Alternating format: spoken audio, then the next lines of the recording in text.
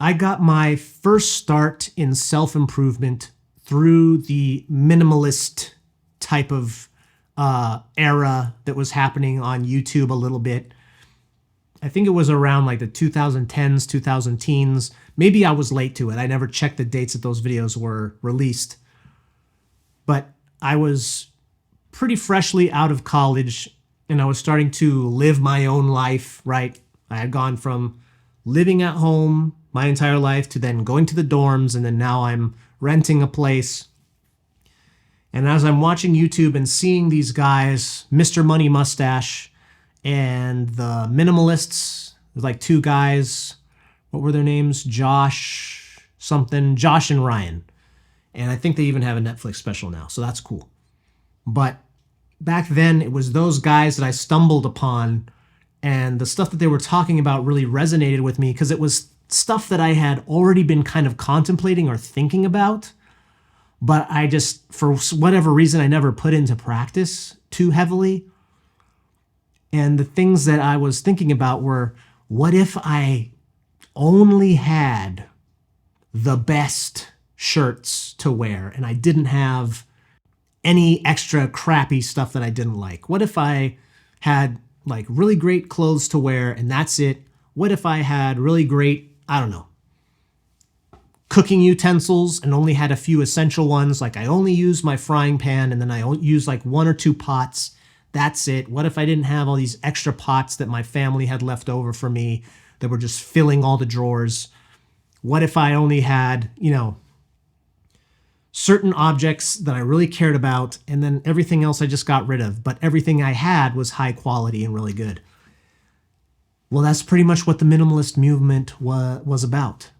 And once I started hearing about this stuff, that it was an actual thing and all the benefits that it could provide, I really kind of got permission to start throwing out all the clutter and all the shit, all the random trinkets and all the random decoration things, just junk and papers and books and all this fucking shit that has slowly accumulated and followed me from home, then college, gathered some random shit in college, and then to this new place I was staying at. And I really started like getting addicted to throwing stuff out and giving stuff away. I was, taking trips. Like I would just get on one where I was just like go into the closet and I would just like look at, well, I don't need this. And man, I haven't used that. I don't even know why I have this. Like, why do I even have this thing? Like a helmet or something that I never use. Like I don't, like I already have a helmet for skateboarding and I don't even use that. But why do I have this one? Why do I have this? Why do I have these boots? Why do I have this? I never use it. What the fuck?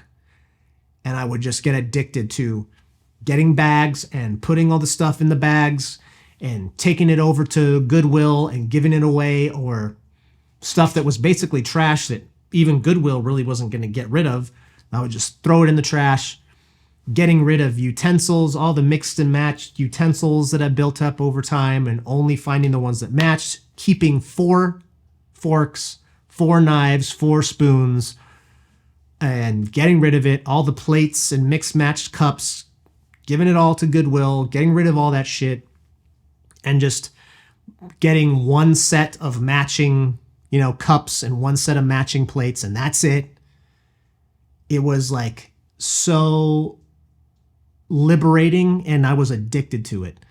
My family were all hoarders, basically. Like my mom, my dad, my grandparents on both sides, and plenty of my uncles and aunts and cousins, that where just stuff builds up over time. And especially, in the United States, my grandparents are old, one set from Mexico, one set from like right after the Depression era. So they were all used to scarcity. And so they literally had piles and piles of junk tucked away in every single nook and cranny of the house, right? Saving this, saving that. I remember my grandma on my mom's side literally she would just go to the dollar store and just buy shit that she didn't need because maybe one day she would. So she had a dollar store in her house of just shit that had never been opened. This was a lady that would even collect rocks, and she would literally just have jars, like big giant, like bigger than mayonnaise jars, that we found in the closet that were just full of rocks. And we're like, what are you saving this for? Oh, well, they looked really nice. And, you know, you never know if you could make a rock garden with it. That was the type of family that I was living in. So when I would come visit home after sort of starting to become a minimalist myself, I would just get anxiety and, you know, overstepping my bounds, but I would start throwing shit away and family members would get angry at me. Why did you throw it? It's literally broken, Grandma, or it's literally broke. Like, look at it. It's literally falling apart. Why are you, like, this is trash.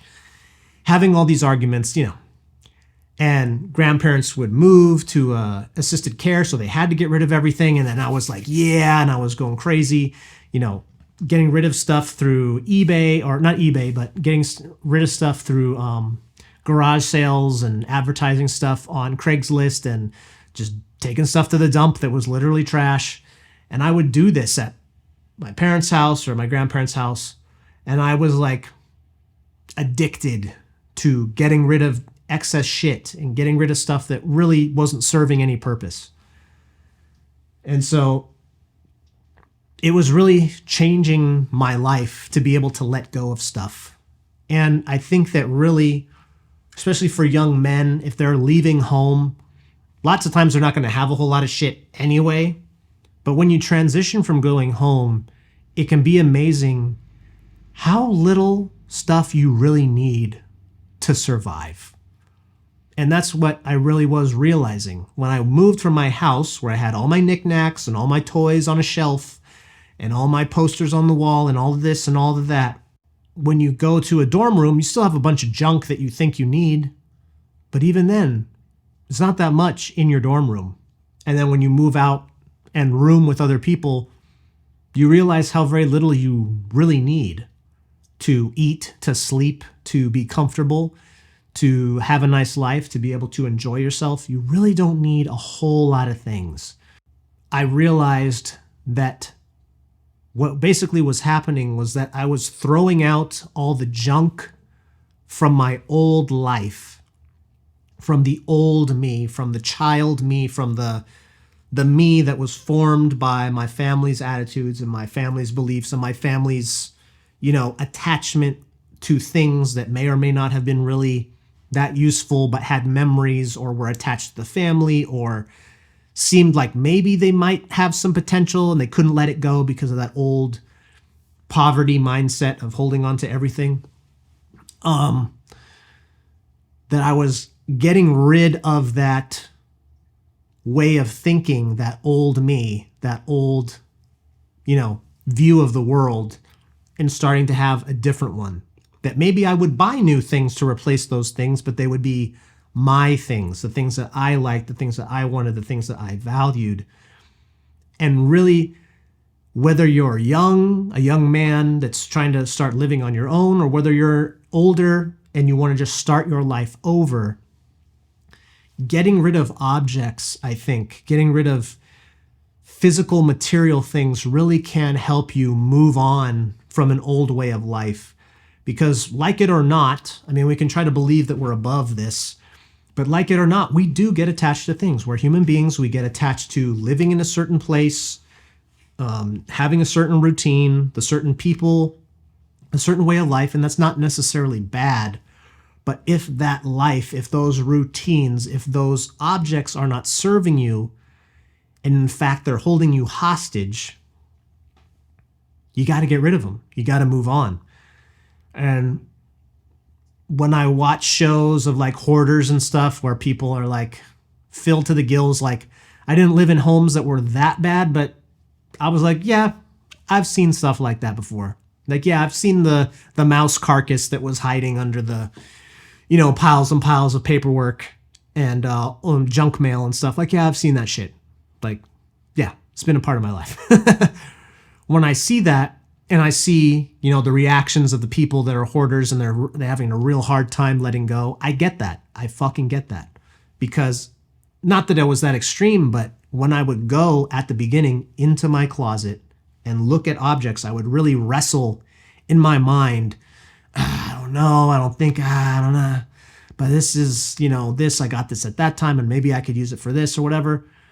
And I would wrestle and I would question myself. It takes time, it takes effort to let go of that old life, to let go of this perceived value.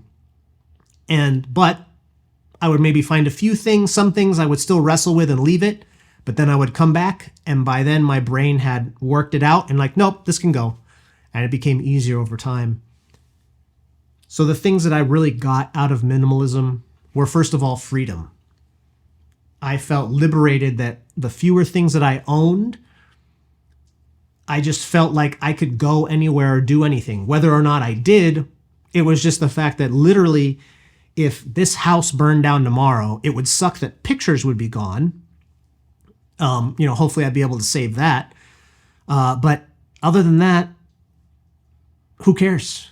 It's just clothes. Who cares? It's just, some furniture or whatever. It doesn't matter. It's liberating to just realize that these objects, as nice as they might be, they only are there to serve me. And that I'm not there to serve them and keep them. And every time I move, I got to move 100 different things. Really, if I had to move, aside from the furniture, like I would like to take my desk, I would like to take the couch if I could, but if not, oh well. I could literally fit everything that really mattered in one carload. It might be a little bit tough. I do like my instruments. I do have a drum kit, but if I had to get rid of the drum kit, oh well. I'm no longer attached to things because I was able to go through that process at one point in my life to let go of a lot. So it gave me freedom. Minimalism also taught me to think deeply about what actually matters to me. Because when you think about the physical objects and you're wrestling with yourself, do I need this really? I could always get another one. Or, this person gave this to me and it kind of has a memory, but it's really the memory that counts. It's not really the thing because it's really just trash. It's really just nothing special. It's just a napkin from a graduation party or something stupid like that. You have to directly question, what is it that actually matters to you? Is it the physical object or is it the memory? And then you can start to segue from that as to what matters about this object to what matters to you in your life as a whole. What are the things that you value physically? What are the things that you value spiritually or value mentally, value in your life, the things that you want to do, not just the things you own? What matters to you? And it starts that conversation in your brain. What actually matters to you? Minimalism taught me that.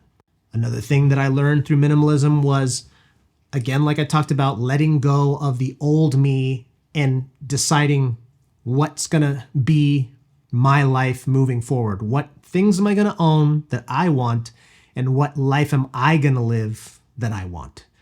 Again, it starts that conversation by questioning these objects in your life, these material things in your life.